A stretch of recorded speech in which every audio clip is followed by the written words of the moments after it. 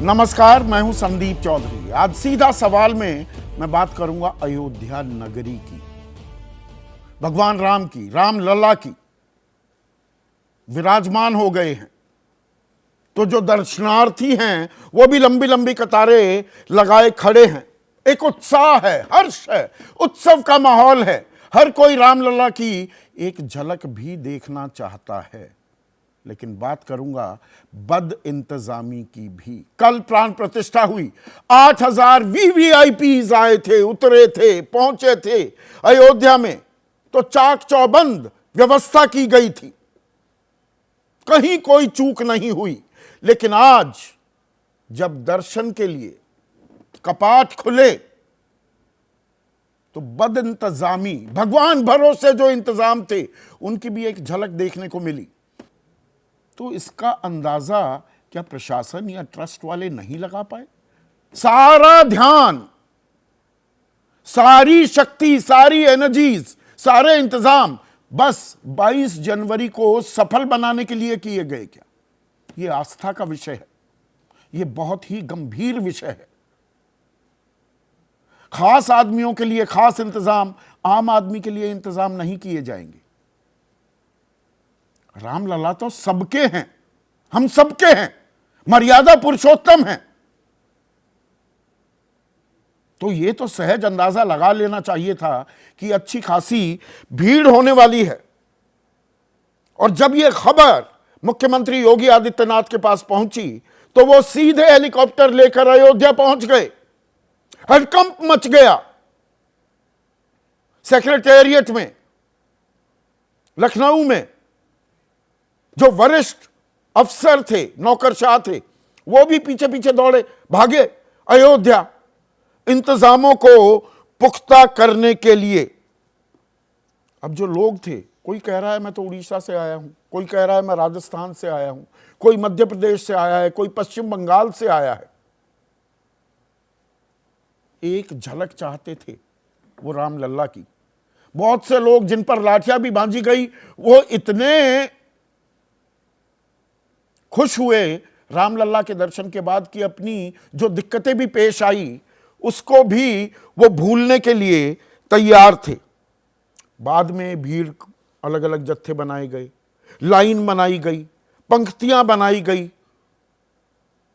तब अंदर भेजा गया। अब यहां पर यह बात मैं क्यों कह रहा हूं कि इंतजाम तो पहले भी किए जा सकते थे। रामलला का मंदिर इकलौता मंदिर नहीं है जहां भीड़ होगी, और यहां तो होनी थी। तिरुपति बालाजी की बात करूं मैं, दक्षिण का मशहूर मंदिर, 50,000 से 1 लाख लोग रोजाना यहां आते हैं। काशी विश्वनाथ में एक से जो कॉरिडोर बना, भव्य कॉरिडोर बनाया, 1 से 1.5 लाख, सावन मास में तो 1.5 से 2 लाख श्रद्धालुओं की तादाद पहुंच जाती है। वैष्णो देवी नवरात्रि में 1 लाख से ज्यादा लोग रोजाना देवी के दर्शन करने पहुंचते हैं। शिवरात्रि में महाकाल उज्जैन में 1 लाख तक पहुंच जाती है डिवोटीज की संख्या। और शिरडी साईं बाबा, वहां पर त्योहारी जो सीजन होता है, 1 लाख तक लोग जाते हैं। और तिरुपति में कैसे कंट्रोल किया जाता है?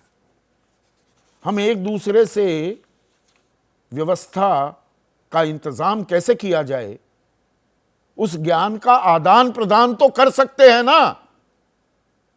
वो क्यों नहीं किया? किसी के चक्षु क्यों नहीं खुले? मैं यहां आस्था पर खलल डालने के लिए नहीं, लेकिन आस्था में इतनी बड़ी शक्ति है, और आम आदमी जब उत्सुक होता है तो उसको सहेजना, अधीर ना हो, वो उसमें धैर्य बनाकर रखना, उसके लिए इंतजाम करना किसकी जिम्मेदारी है? यह सवाल तो पूछा जाएगा ना। तिरुपति में समय समय पर नए तरीके इजाद किए जाते हैं, सबक भी लिए जाते हैं कि पुराने सिस्टम में अगर यहां चूक हो गई तो थोड़ा इसको और बदल दो। टोकन की व्यवस्था होती है, विशेष दर्शन के लिए ऑनलाइन टोकन दिए जाते हैं।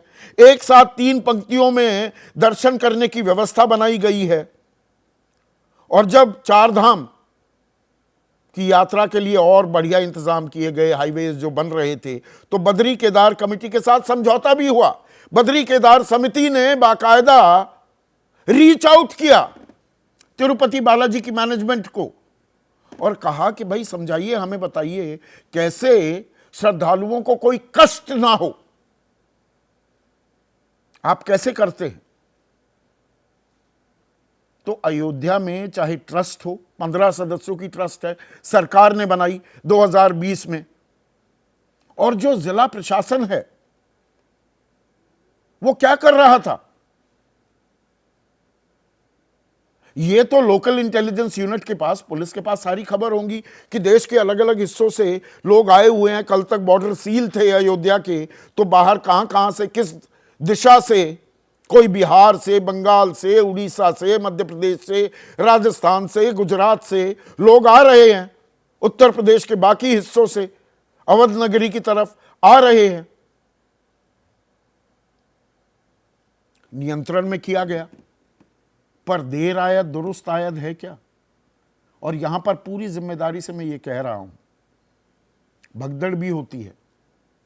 भगवान के दर्शन के लिए श्रद्धालु जाते हैं, मैं उस फेहरिस्त में ज्यादा जाना नहीं चाहूंगा, लेकिन सिर्फ जिक्र कर रहा हूं। कुंभ मेला नासिक, ये 2003 की बात हो। मंदार देवी सातारा 2005 में, नैना देवी बिलासपुर, ये हिमाचल में है, 2008। चामुंडा देवी जोधपुर में 2008। राम जानकी मंदिर प्रतापगढ़ 2010। हरि की पैड़ी हरिद्वार में 2011। छठ पूजा पटना में हो रही थी 2012 में। जो भगदड़ हुई, कितने लोग भगवान को ही प्यारे हो गए। भगवान ना करे ऐसा हो। और इसीलिए आज का सीधा सवाल, राम लल्ला विराजमान, भगवान भरोसे इंतजाम। अब इंतजाम भी हम भगवान के भरोसे नहीं छोड़ सकते हैं। और राम है सदा के लिए, क्यों हो रहे हो उतावले। एबीपी न्यूज आप सभी राम भक्तों से, जो श्रद्धालु हैं, रामलला के दर्शन के अभिलाषी हैं, हम आपसे निवेदन कर रहे हैं, अनुरोध कर रहे हैं, अपील कर रहे हैं। अब रामलला वहां पर विराजमान है, वो वहीं है अब हमेशा के लिए। तो उतावले मत होइए, अधीर मत होइए। सोच समझकर, पता लगाकर तब जाइए। आपकी, आपके परिवार की सहूलियत के हिसाब से। आपका उतावलापन दूसरों के लिए परेशानी का सबब तो बनेगा ही, आपके खुद के लिए भी दिक्कत दे सकता है। आप चाहते हैं दर्शन करने के लिए, जाना चाहते हैं, यह बात बिल्कुल समझ में आती है, लेकिन सोच समझकर, एक प्लान बनाकर, पता लगाकर तब जाइए और आशीर्वाद पाइए रामलला का। चर्चा में मेरे साथ बीजेपी की तरफ से आलोक वत्स, काफी वक्त इन्होंने अयोध्या नगरी में भी बिताया। समाजवादी पार्टी के राष्ट्रीय प्रवक्ता मेरे साथ हैं मनोज काका। श्रीराज नायर राष्ट्रीय प्रवक्ता हैं विश्व हिंदू परिषद के, इन्होंने लंबी लड़ाई लड़ी राम मंदिर के लिए। विभूति नारायण राय डीजीपी रह चुके हैं, one of the finest police officers we had, वो मेरे साथ हैं। और दो वरिष्ठ पत्रकार, एक अभी दिखाई दे रहे हैं आपको स्क्रीन पर, आशुतोष, सत्यहिंदी.com नाम का डिजिटल प्लेटफॉर्म भी चलाते हैं, और दिबांग भी स्टूडियो में मेरे साथ अभी जुड़ने वाले हैं। लेकिन आलोक वत्स, रामलला तो विराजमान हो गए, इंतजाम करना भूल गए। देखिए, मैं तो 13 तारीख से ही अयोध्या में था, क्योंकि आपको बता दूं कि मैं उस गांव का रहने वाला हूं जहां सीता जी का जन्म हुआ था जी। वो सीतामढ़ी में पुनौरा धाम करके जगह है, वहाँ से 17 किलोमीटर जनकपुर है। तो हम लोगों ने ससुराल मान के वहाँ से 127 गाड़ियों के काफिला के साथ और 10 ट्रक सामान के साथ वहाँ पहुँचे थे। हमारे गाड़ियों को उन्होंने शहर में एक जगह पार्क करने के बाद आगे नहीं जाने दिया, तो हम लोग जुलूस की शक्ल में सिर्फ ट्रक के साथ ट्रस्ट को जाके सारा तो सामान 22 तारीख तक हर तरह के इंतजाम थे। लेकिन उस कहीं पूरी तरह से चाक चौबंद, कोई चूक ना हो जाए, कोई तो चूक आज नहीं क्यों हुई? उसके बाद जैसे जैसे दिन बढ़ रहा था, वहाँ की व्यवस्था टाइट होती चली गई। होटलों में खाली करा दिए गए, कोई बुकिंग नहीं मिल रही थी। लेकिन ये सारी व्यवस्था थी वीवीआईपीओ तक के आने के लिए। लेकिन मुझे लगता है 22 तारीख को जो वहाँ माहौल था कि वहाँ एक परिंदा भी पर नहीं मार सकता था किसी को। 22 को क्या है, 20-21 से ही किसी को इधर उधर से हिलने की इजाज़त नहीं थी। लेकिन जैसा कि मुझे लगा कि 22 तारीख के बाद एकाएक जो ये 23 का दृश्य देखने को मिला, तो इसमें प्रशासन की फेलियर हुई है और कंप्लीट फेलियर हुई है। भगवान खास के लिए तो नहीं हो सकते ना, रामलला तो सबके हैं, तो इंतजाम सबके लिए होने चाहिए। और आपने अभी बहुत से मंदिरों का उदाहरण दिया है जहां लोग 1 लाख लोग प्रतिदिन जाते हैं। आज 3 लाख लोगों ने दोपहर तक ही दर्शन कर लिए थे, बाद में नियंत्रण किया गया। लेकिन ये पहले क्यों नहीं सोचा गया, ये तो है ना सवाल। मैंने कहा ना, प्रशासन से भारी चूक हुई है कि उनको ये पता था कि यहाँ भीड़ उमड़ेगी, ये भी नहीं था कि नहीं मालूम था। क्योंकि जिस तरीके से उतावलापन पूरे देश में है था, सब लोग वहाँ आना चाहते थे। लेकिन लोग जो पहुँच गए और एकाएक जिस तरीके से वहाँ पर बैरिकेड तोड़ दिया, ये तो गनीमत मानिए कि वहाँ कोई मौतें नहीं हुई। ये तो रामलला का साक्षात उनके ऊपर एक तरीके से आशीर्वाद है कि वहाँ कोई हादसा नहीं हुआ। कुछ लोग दिखाई पड़े कि चोट वोट लगी है, हाँ, बेहोश हुए हैं, उनको लिया जा रहा है। लेकिन अब प्रशासन, योगी जी खुद, ये देखिए किस तरह से डंडे चलाने पड़े। योगी जी ने खुद एकाएक एक्शन प्लान में आ गए, खुद पहुंच गए, साथ में सारे अधिकारी पहुंच गए। तो मुझे लगता है कि अब स्थिति वहां पर तो नियंत्रण अपनी नाराजगी का खुलकर इजहार किया ना मुख्यमंत्री ने कि ये क्या हो रहा है। वो हेलीकॉप्टर लेकर उड़े ऑब्वियसली लखनऊ से अयोध्या। भाई उनका महकमा है, उनका सूबा है। जब उनके यहाँ व्यवस्था हुई इस तरीके की, तो उनको इस संज्ञान में लेकर और जितना त्वरित रूप से उन्होंने कार्रवाई की और स्वयं पहुंच गए, ये दर्शाता है कि वो कितने इसके प्रति जागरूक थे। और आने के साथ ही कंट्रोल कर लिया गया। प्रशासन ये सारे कदम जो बाद में उठाए गए, श्रीराज नायर, ये तो पहले भी उठाए जा सकते थे। सारी तैयारी 22 जनवरी के लिए ही थी। उसके बाद भगवान के लिए छोड़ दिया कि भगवान संभाल लेंगे अपने आप सबको।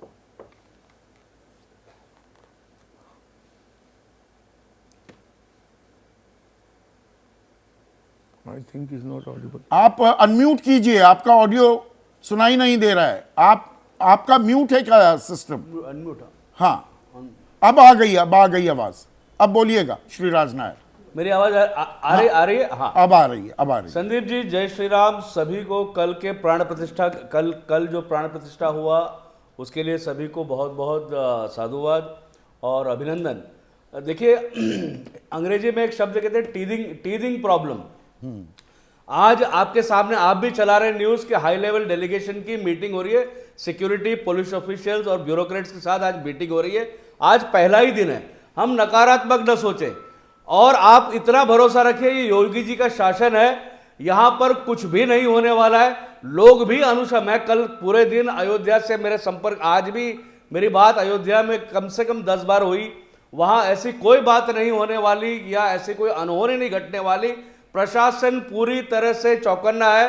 हाँ, जैसे अपेक्षा, क्योंकि पूरे देश भर में हर्षोल्लास, हर व्यक्ति, क्योंकि किसी ने भी कुछ समय तक सब लोग बोल रहे थे ये संघ परिवार का अपना एक निजी जल्लोष है, पर हमने देखा, मैं यहां मुंबई में बैठा हूं, high rises, corporate houses, private sector enterprise, सभी में उत्साह था। एक कॉर्पोरेटिव उत्साह को श्रीराज नायर, मैं बिल्कुल डिनाई नहीं कर रहा हूं। देश भर में उत्सव मना कल, बिल्कुल। हाँ, और श्रद्धा, तो एक मिनट बात सुनिए ना, बिल्कुल। तो आम आदमी के भी है ना भगवान राम। 22 तारीख को चाक चौबंद इंतजाम होते हैं, 23 को वो सारे गायब क्यों दिखाई देते हैं? ये स्ट्रेचर पर कोई जा रहा है, कोई किसी को अपने हाथों में उठाकर अस्पताल ले जा रहा है। ये कोई अच्छी तस्वीर नहीं है। यहां मैं कोई रंग में भंग डालने के लिए नहीं, सीधा सा सवाल है, अगर वीआईपी के लिए इंतजाम हो सकते हैं तो आम आदमी के लिए क्यों नहीं? संदीप जी, आप एक बात समझिए, कल जो है 7,000 आदमियों का इंतजाम था। आज आप स्वयं बता रहे हैं कि करीब करीब 3 लाख श्रद्धालु वहां पहुंचे हैं। और अभी आप ही अपने टीवी पर दिखा रहे हैं स्क्रॉल में कि हाई लेवल डेलीगेशन की सिक्योरिटी, ब्यूरोक्रेट्स और मंत्रियों की मीटिंग चल रही है। अरे भाई, चूक आप हुई ना, देखेंगे मुख्यमंत्री कल से को ये हेलीकॉप्टर पूरी व्यवस्था in order लेकर हो जाएगी। अयोध्या नगरी पहुंचना पड़ा ना श्रीराज नायर। मुख्यमंत्री वरना लखनऊ में बैठ के भी कह देते। तो मुख्यमंत्री भी चिंतित हुए। यहां मेरी चिंता की बात नहीं है, मुख्यमंत्री को भी लगा कि ये this is not on, this is not done. चिंता सबको है ना। नहीं, it is not that way. देखिए, बिल्कुल नहीं। सुरक्षा की दृष्टि से सारे इंतजाम ठीक है। आपको कल से पूरी तरह से आपको मालूम पड़ेगा, जैसे मैंने बताया, ये पहला दिन है।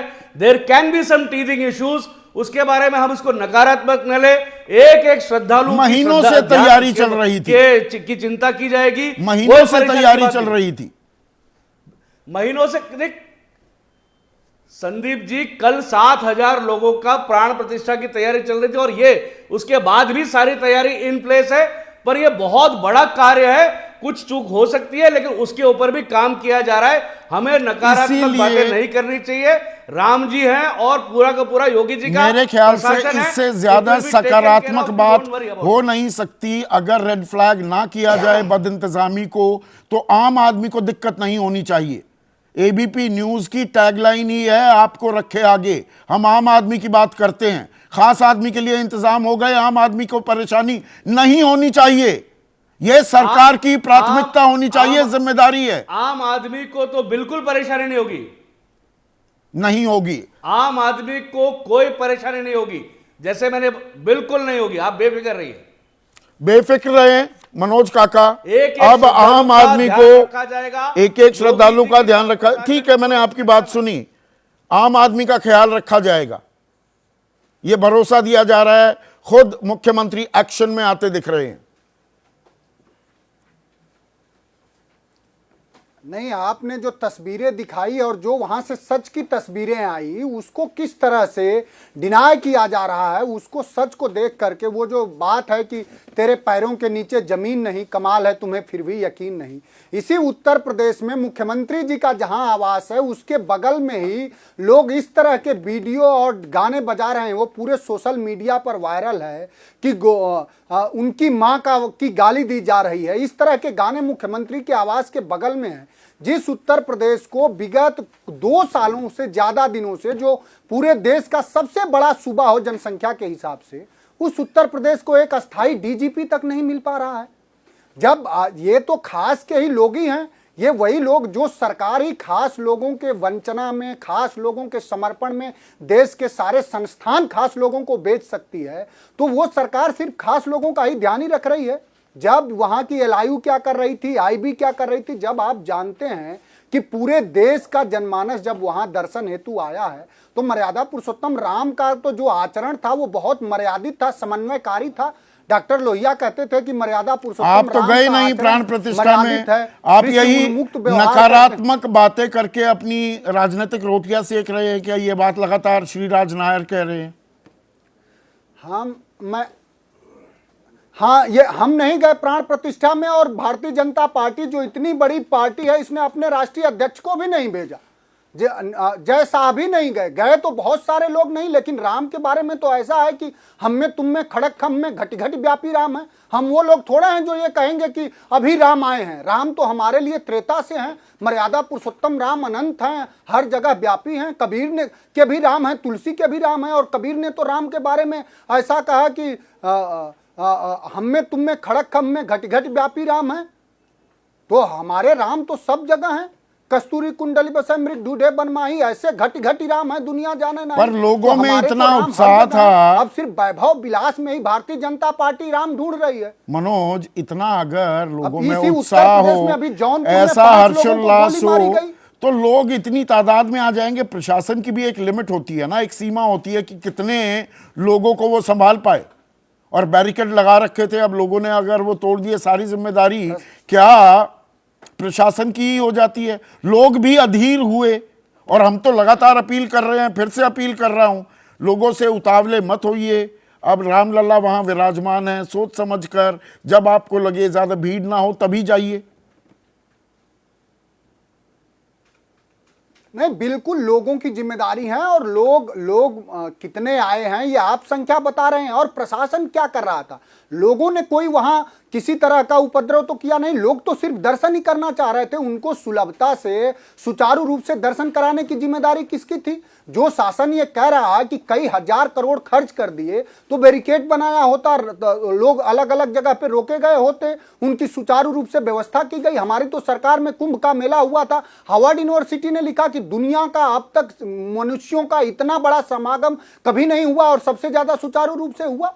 तो आप उसका प्रबंधन, लेकिन प्रबंधन करने वाले अफसर उत्तर प्रदेश के जानते हैं कि सिर्फ वैभव विलास के प्रदर्शन की सुरक्षा की जिम्मेदारी है, आम आदमी के सुरक्षा की जिम्मेदारी कहां है? जिसमें आम आदमी को गोली मारी जा रही हो, मुख्यमंत्री के घर के बगल में जब इस तरह के लोगों को गाली देते हुए डीजे बजाने की पूरी अनुमति हो, तो जो सरकार में जो अधिकारी हैं वो जान रहे हैं कि सिर्फ सरकार के लोगों की चारण चंपना करो और अपने कहीं क्रेडिट के बल पे कोई अधिकारी यहाँ नियुक्त थोड़ी होता है। यहाँ तो ठीक जाति है, और भारतीय जनता विभूति पार्टी नारायण कौन राय, कितने एक मिनट ज्यादा मनोज, से ठीक है, दासगिरी कर देगा, विभूति पंचनामा नारायण करेगा, राय, उसकी आप होती है। डीजीपी रहे हैं। देखिए, ये तो कोई रॉकेट साइंस थी नहीं, ये तो सारी दुनिया जानती थी और प्रशासन भी जानता होगा कि भाई लाखों की भीड़ आएगी।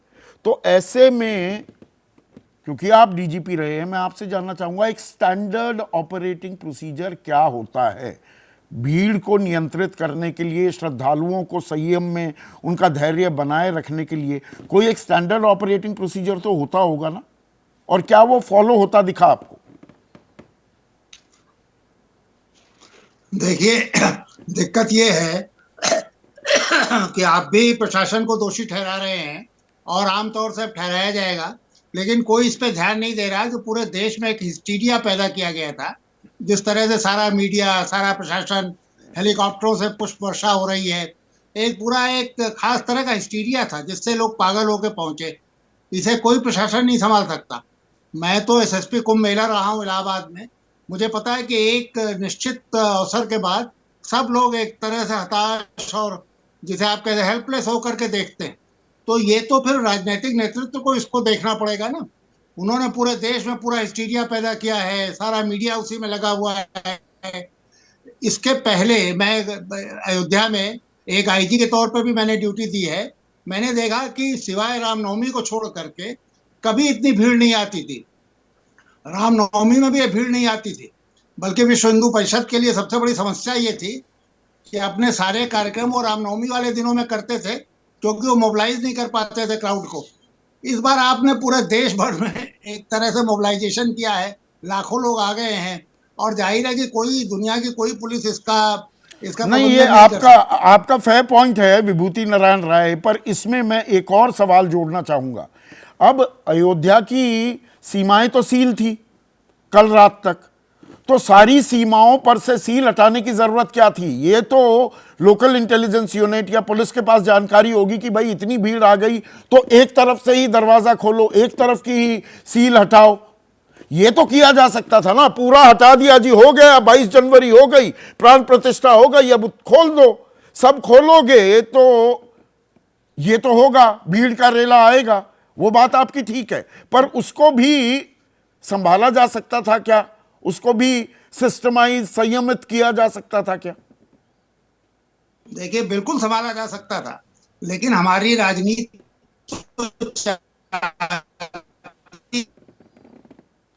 कि ज्यादा से ज्यादा लोग दिखाए जाए वहां, ज्यादा से ज्यादा एक उल्लास, कई बार इस तरह का अनुभव हो रहा है। तो ये तो राजनीतिक नेतृत्व भी चाहता था, और इसीलिए ये भीड़ आई है। और क्यों नहीं रोक सकते थे? आपने सही कहा, कल 8,000 लोग आए थे। आज भी धीरे धीरे रेगुलेट कर सकते थे, लेकिन वो रेगुलेशन से कोई राजनीतिक फायदा नहीं है। इस पूरे आयोजन का तो एक राजनीतिक निहितार्थ है ना, उसका फायदा उठाया जा रहा है, और वो फायदा इसी तरह होगा जब खूब भीड़ दिखाई जाएगी। नहीं, ये तो गनीमत है कि किसी की जान का विभूति जी, मुख्यमंत्री हेलीकॉप्टर लेके अयोध्या पहुंच जाते हैं अव्यवस्था से नाराज होकर, तो यहाँ की भाई राजनीतिक संदेश ही, राजनीतिक संदेश नहीं, वो तो मुख्यमंत्री लखनऊ छोड़ के भागे अयोध्या, उसी के बाद हड़कंप मचा नौकरशाहों में भी, अफसरशाही में भी, तब हालात काबू आते दिखे। देखिए, मुख्यमंत्री जी को नहीं आना चाहिए। मैं आपको कुंभ का अपना अनुभव बता सकता हूँ। कुंभ में जो मुख्य स्नान के दिन है उसमें सबको रोक दिया जाता था, ना कोई मुख्यमंत्री आता था ना प्रधानमंत्री आता था।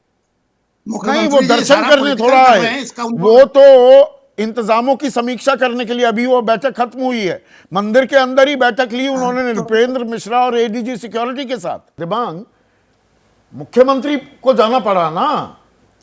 बिल्कुल, देखिए ये बहुत ही एक हैरानी की बात है, चौंकाने वाली बात है। और ये इसलिए भी मैं कह रहा हूँ क्योंकि ऐसा नहीं है कि बड़े जब भीड़ आती है उसका इंतज़ाम नहीं होता। अगर 2019 की बात करें, जो कुंभ मेला हुआ, वहाँ पर 24 करोड़ दर्शनार्थी आए। वहाँ इलाहाबाद की बात कर रहा हूँ, यानी 2014 से 17 के बीच उत्तर प्रदेश में जितने पर्यटक आए उससे ज़्यादा वहाँ पर आए। लेकिन अगर आप देखें यहाँ पर कल भी बहुत सारे कल, जबकि कल का आंकड़ा केवल 7,000 था, आप जानते हैं। कल भी यहाँ बहुत सारे लोग गलत द्वार से अंदर घुसे और उनको बाहर निकलने को कहा गया। तो मामला बहुत गंभीर है। दूसरा, ये जो खबरें आ रही है, लोग सुबह 3 बजे से इंतजार कर रहे थे। आप 3 बजे से इंतजार कर रहे हैं ठंड में, बताने वाला कोई नहीं है कि आपको बैग कहाँ रखना है, बताने वाला कोई नहीं है कि आप अपने साथ लाठी ले जा सकते हैं कि नहीं। और 12 बजे आप घोषणा कर देते हैं कि महिलाएं जाएंगी पहले, पुरुष जाएंगे और बुजुर्ग जाएंगे पहले। तो महिलाएं तो और बाद में सब जाते दिखाई दिए, क्योंकि महिलाएं परिवार के साथ आती हैं। पर हमारे पास मॉडल्स हैं दिबांग। तिरुपति बालाजी है, वहां पर टोकन सिस्टम कैसे बनाया जाता है, 3 पंक्तियां कैसे चलेंगी, वहां भी 1.5 से 2 लाख लोग पहुंच जाते हैं। हमारे पास वैष्णो देवी का उदाहरण है, शिरडी साईं बाबा का है। अब मैं आपको कह रहा हूं, मेरे ख्याल से योगी जी जो वहां गए बहुत अच्छा किया। कम से कम उनके वहां रहने से एक सेंस ऑफ अर्जेंसी आती है। मैं आपको कह रहा हूं, अब मेरे को इस बारे में जानकारी, मेरी जो आशंका है वो ये है कि आपका मंदिर अभी पूरा बना नहीं है। जहां से आपको निकलना है, घुसना है, क्या वो द्वार बन गए हैं, क्या उसमें कुछ कंफ्यूजन था? हो सकता है जब ये पूरा बन जाता तो वो और सुचारू रूप से भीड़ आती और बाहर निकल जाती, उसमें कुछ कंफ्यूजन था क्या? एक ये सवाल उठता है। दूसरा सवाल ये है कि जब इतनी बड़ी संख्या में लोग वहां आ रहे हैं, आपको मालूम है इतनी बड़ी संख्या में लोग आएंगे, आपने खुश घोषणा की, हालांकि वो आज कुछ आंकड़ा कम कर दिया अगर आपने देखा हो। पहले कहा गया था कि 4.5 करोड़ लोग आएंगे मार्च एंड तक, अब वो आंकड़ा 1 करोड़ कर दिया गया है। जब आप एक इतना बड़ा आंकड़ा बात कर रहे हैं, मतलब 4.5 लाख लोग रोज आने वाले हैं, तो ये जो कहा जा रहा है कि नहीं वो 22 होने चाहिए थे ना, इंतजाम बिल्कुल होने चाहिए थे, नाकाफी थे इंतजाम। हाँ। और बहुत ही हैरानी की बात है, बहुत दुख की बात है, क्योंकि एक ऐसी सरकार है जो राम मंदिर के वहां मौजूद, सारे वहां पर मौजूद थे, अधिकारी मौजूद थे, बड़े बड़े नेता मौजूद थे। आपको मालूम था कि कल से ही, यानी आज से ही 4.5 लाख लोग वहां पहुंचेंगे, उसके बावजूद आपका इंतजाम का न होना एक बहुत शर्म की बात है। और दूसरा, अब ये कुछ बनना भी है तो और सावधानी की जरूरत है। ऐसा ना हो जहां से बन रहा हो वहां से भीड़ घुस आए, किसी पर कुछ गिर जाए, कुछ वहां पर होल हुज्जत हो जाए, मारपीट हो जाए, हमें जाने दो नहीं जाने दो। तो इस बहुत सावधानी की जरूरत है, बहुत प्लानिंग की जरूरत है। अभी मंदिर का शिखर भी बनना है, अभी मुकम्मल नहीं हो पाया बिल्कुल है। और इस बीच में 4.5 लाख लोग अगर वहां आएंगे जाएंगे तो एक बड़ी विस्फोटक सी स्थिति, जिस तरफ आपने इशारा भी किया, हम लोग उस बारे में ज्यादा बात नहीं करनी चाहिए। अब ये वक्त ऐसा नहीं है, पर भगवान ना करे। और ये आलोक वत्स कह रहे हैं कि ये तो रामलला की कृपा है कि कोई भगदड़ वाली हालत नहीं हुई। कृपा अच्छी बात है, पर हाँ। मुझे लगता है कि हम लोगों पर हम सभ्य समाज के ये ऐसी बातें हैं, इनको हम नकार नहीं सकते। बिल्कुल, और ये किसी भी तरह से नेगेटिव बात नहीं है। हाँ। ये घंटी बजाना, इस तरह की घंटी बजाना, उसको बहुत जोर से बजाना, मुझे लगता है कि मीडिया का काम है। बताए अधिकारियों को, जो भी जिम्मेदार लोगों, उन लोगों को, कि आगे भी इस तरह का हो सकता है। कल वहां कंस्ट्रक्शन शुरू होगा, कुछ ऊपर से गिर जाए, कि आपने इंतजाम किए हैं उसके? आपको ये मालूम है कि जो बने हैं हिस्से वो कितने बने हैं, वो उसके हिसाब से इंतजाम किए गए हैं। देखिए, अल्टीमेटली जब ये बनेगा तो आने और जाने का जरूर बहुत इंतजाम होगा, पर ये पूरा बना नहीं है अभी, आप खुद मान रहे हैं। इससे बहुत कुछ, मतलब आप देखें तो जो आरएसएस प्रमुख हैं मोहन भागवत, उन्होंने इशारा भी किया कि जब ये बन जाएगा, यानी वो भी मान रहे हैं कि अभी पूरा बना नहीं है। तो अगर आप इस स्थिति में हैं, तब तो और भी ज्यादा इंतजाम की जरूरत है, तब तो और भी ये देखने की जरूरत है कि किसी को असुविधा न हो। तो यहाँ ये घंटी बजाना भी जरूरी है, घंटी बजी भी है, और इससे क्या सबक लिया जाएगा और लिया जाना चाहिए? आशुतोष। संदीप, मैं जो बात कह रहा हूं बड़ी गंभीरता के साथ कह रहा हूं। दो चीजें अपनी बात कहने के पहले दो बातें मैं कहूंगा। फर्ज करिए कि ये किसी विपक्षी सरकार यहां पर होती तो क्या होता, अगर इस तरीके से अफरा तफरी मचती तब क्या रिएक्शन होता। दूसरा, और मैं जब सुबह सुबह मुझे जानकारी मिली तो मेरे मन में एक आशंका हुई, भगवान न करे किसी की जान जाए, अगर वैसा हो गया होता तो क्या होता।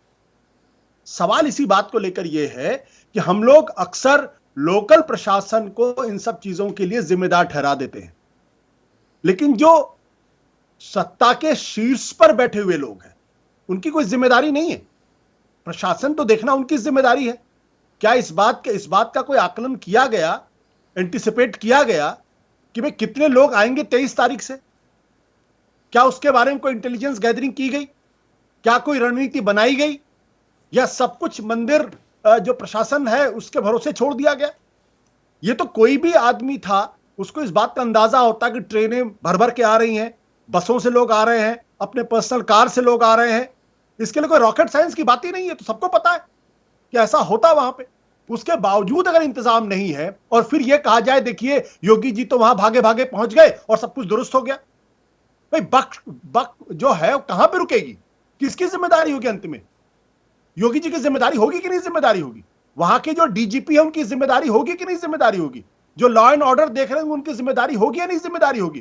क्या इनमें किसी की अकाउंटेबिलिटी फिक्स की जाएगी कि आइंदा इस तरह घटना ना हो? क्या हम कोई बहुत बड़ा हादसा हो जाए उसके बाद ही हम चेतें? तो जब इतना बड़ा इंतजाम था, सबको मालूम था, और खुद प्रधानमंत्री जी ने कहा था कि 22 तारीख को आप लोग मत आइए, 23 तारीख के बाद से आइए, और इतना बड़ा इतना भव्य आयोजन था, तो जाहिर सी बात है भीड़ इकट्ठा होनी थी। तो ये जो हम लोकल प्रशासन पे छोड़ देते हैं, देखिए प्रधानमंत्री जी तो मुख्यमंत्री तो हेलीकॉप्टर से भागे भागे चले गए, अब सब कुछ ठीक हो गया। अरे buck should stop at the table of the chief minister. अगर कल कोई बड़ा हादसा होता तब क्या होता? मैं तो ये सवाल पूछता हूं इस बारे में लेके। तो ये जो हमारे यहां जो ये है कि सिर्फ वीआईपी की सुरक्षा होनी चाहिए, आम आदमी की सुरक्षा नहीं होनी चाहिए, ये जो मानसिकता है, मुझे तो लगता है कि जो लॉ एंड ऑर्डर के डीजी होंगे उनसे जवाब तलब किया जाना चाहिए कि आपने क्या इंतजाम किए थे, आपने क्यों इंटेलिजेंस गैदरिंग कराई, आपने क्या एंटिसिपेट किया, आपने डीएम्स की मीटिंग ली कि नहीं ली, एसपी की मीटिंग ली कि नहीं ली, इलाके में जो पैरामिलिट्री फोर्स उसके साथ मीटिंग की नहीं की, फिर क्या क्या चीजें आपने की? नहीं, वहां पर भी जो इंतजाम थे कि भाई कितनी कतार लगेंगी, मैं इसीलिए तिरुपति बालाजी का उदाहरण दे रहा हूं कि 3 पंक्तियां होती हैं, टोकन सिस्टम है, ऑनलाइन रजिस्ट्रेशन में भी टोकन मिलता है, वो था क्या? या आइए जी और करिए दर्शन। संदीप, ये जो भीड़ दिख रही है, ये तो राम भक्त है ना। आप राम भक्तों के लिए भी इंतजाम नहीं कर सकते तो किसके लिए इंतजाम करेंगे?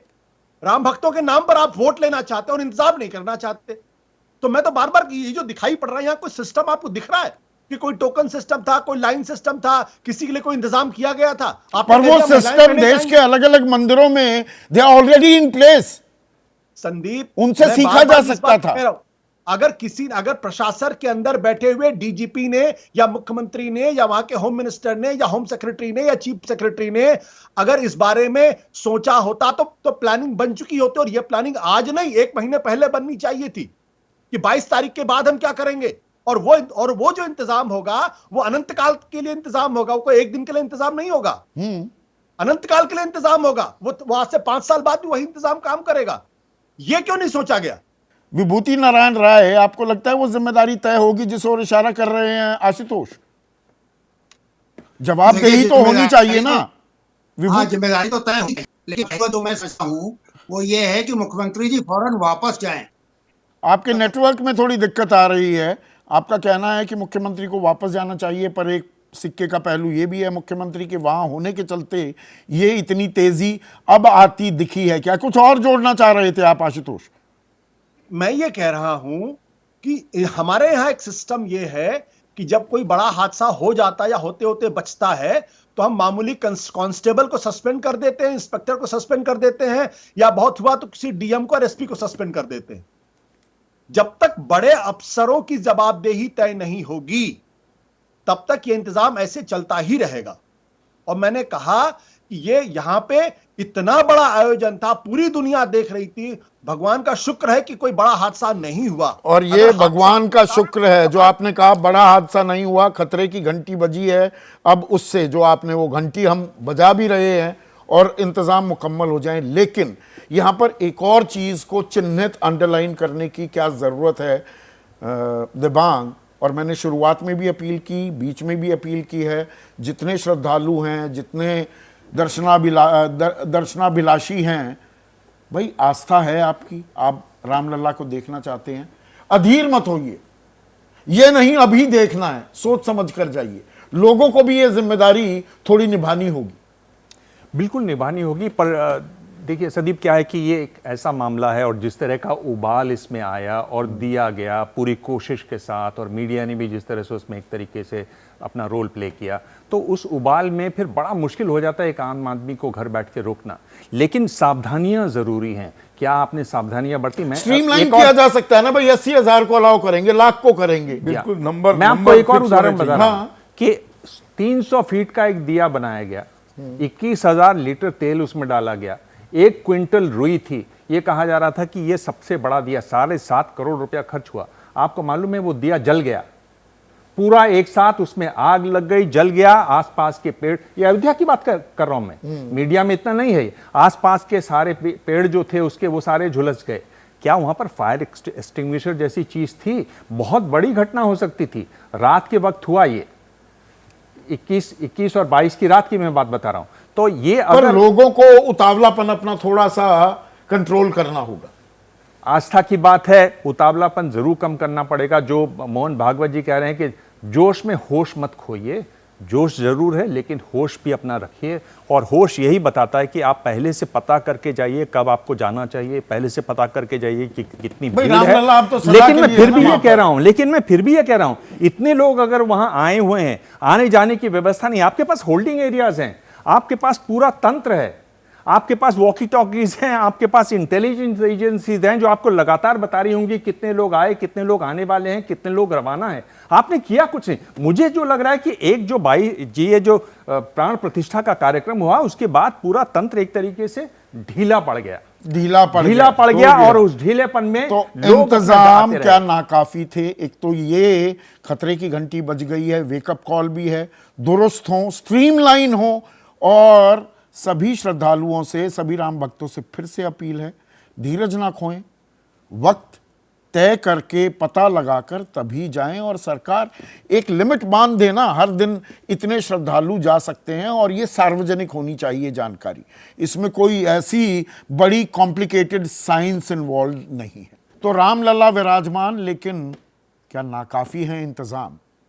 और वेकअप कॉल भी पहले ही दिन जब आम श्रद्धालु रामलला के दर्शन कर सकता था वो मिली है क्या? आस्था चक्रवर्ती हैं, आसनसोल पश्चिम बंगाल की रहने वाली हैं। वो कहती हैं कि अभी तो 24 घंटे ही हुए हैं, व्यवस्था बदलेगी, सब ठीक होगा। ये आस्था की आस्था है। उधर रोहित रामदास घोसीवासी हैं, वो कहते हैं प्लानिंग फेल क्यों हुई, जवाबदेही तय हो, जवाबदेही भी तय हो और एक मानक बना दिया जाए ना, एक तरीका। ये तो सालों साल अब रामलला हमेशा के लिए विराजमान है, हमेशा के लिए ऐसी व्यवस्था बने कि आम श्रद्धालु को दिक्कत ना हो, इसी की है दरकार।